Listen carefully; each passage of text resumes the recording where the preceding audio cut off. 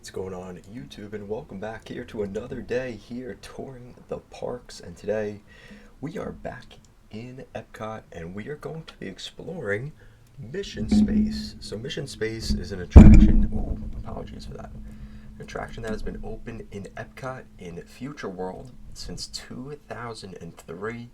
Now, what's interesting is, this attraction took an attraction that a lot of people really were not too happy to see leave, Horizons. Horizons was a pavilion in Epcot since opening day of the park. And really in the early 2000s, late 90s, Horizons had closed. They started construction and they put in Mission Space. And you may be asking yourself, what is Mission Space? So Mission Space is basically it's a simulator attraction, and I'm trying to think of the best way to describe this attraction. It's similar to a spinner gravity ride, and it's very spinny, and a lot of people don't like that. So it's one of those attractions that not only did it replace an attraction that so many people really love, it also isn't an attraction that a lot of people find to be amusing or fun. So there's a lot of controversy about this attraction, and really since it opened. This area has been expanded, and we'll get to that in a second. But this is really the front facade of the attraction. You come in here. I've never actually ridden Spaceship or Mission Space, so this is a totally new experience for me. And you've got these really cool planets and stuff out here. You have all these little details and stuff, and we can't even go in, which is a shame. But in there, you could go inside the queue and the attractions inside of there. I wish they had it opened, but just to go through the queue at least. So they actually have two different entrances. So the first is the scarier version, which I think is orange. It's like Operation Orange or something. And then the green version is a little bit more tame, and it's more of a simulation than the actual spinning.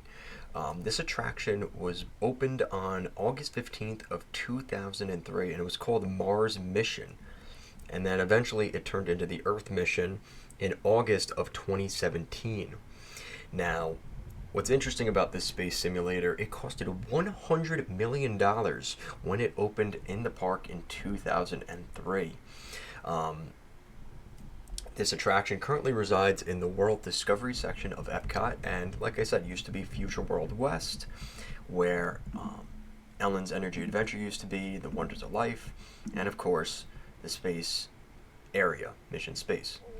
Now, I'd be remiss if I didn't mention one of the newer additions to this area, which is Space 220. So Space 220 is a restaurant that sits right next to Mission Space, and it's run by the Patina Group, which runs a couple of different types of food locations in Walt Disney World. And actually, we can't get in. That opened in September of 2021, and it's basically a space-themed restaurant, which is really cool. Another thing I haven't been to yet, but the next time I go to Epcot, my mission is to do both of these. I guess I kind of call them attractions, right? The Space 220 restaurant is sort of an attraction in itself. You basically launch into a space elevator from Epcot into space, and you eat there, and then obviously you come back afterward. So that's kind of cool. And Mission Space as well is another attraction that a lot of people, like I said, tend to avoid, and that's kind of the reason I haven't done this attraction. Is people in my family aren't really big about that kind of attraction, and makes them sick and stuff. So it's one of those things where unfortunately people don't really tend to ride this attraction. It's not really seen as a popular ride, and it definitely has a lot of criticism. There's a lot of people that like it because it adds to the element of like a space theme in this area of the park. But the reality is now, even with Cosmic Rewind, where they kind of take you to space in that attraction, in the Energy Pavilion, it kind of makes it where that attraction kind of becomes more obsolete by the day. And I do wonder about the future of this area. I think it's very much safe right now, especially with the addition of Space 220, which, like I said, they just opened that 3 years ago. Wow, I can't believe it's going to be 3 years already that restaurant has been there. But That restaurant has been open, like I said, for almost 3 years now. So it's one of those things where people either love it or hate it, and for different reasons. And the backstory to this area is very interesting, which I think adds to more of the lore to Mission Space and the attraction. And like I said, this is an attraction I haven't ridden myself, but a lot of people, like I said, it's a very polarizing attraction. And I think for the space lovers out there that want to feel that simulation of flying to space and launching and things like that, you'll love this attraction. But if you're more the type of person that doesn't like spinny rides and kind of dealing with G forces and things like that, this probably isn't the attraction for you. There's a reason they have a bunch. I've heard a lot of rumors.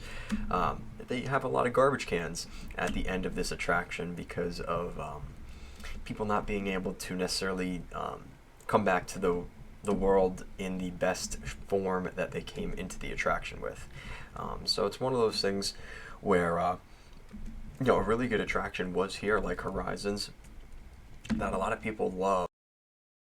Again, another attraction I was not able to see myself, but that's what happens when you would, I think Disney's seeing that right now with the Great Movie Ride and things like that, is people tend to not like when you make changes to their attractions. And if you are going to change the attraction, it better kill it, because if that attraction is not better than what it's replacing, people are going to be really upset about it. And I unfortunately think, unfortunately Mission Space was one of the first attractions that really, before it even opened, people already had a bad taste in their mouth with this attraction. And unfortunately, that's kind of how things go, right? Things change, and especially if it is not better than the replacement, people are going to be very upset about it for a very long time. And I think that's kind of the case here with Mission Space and even Space 220, even though it's really not its fault. Space 220, like I said, is an area that I'd love to explore this area more in real life. But I'd love to know what you guys think in the comment section down below. What do you guys think of Mission Space and Space 220? Have you been to these areas of EPCOT before? Would you like to explore them if you haven't?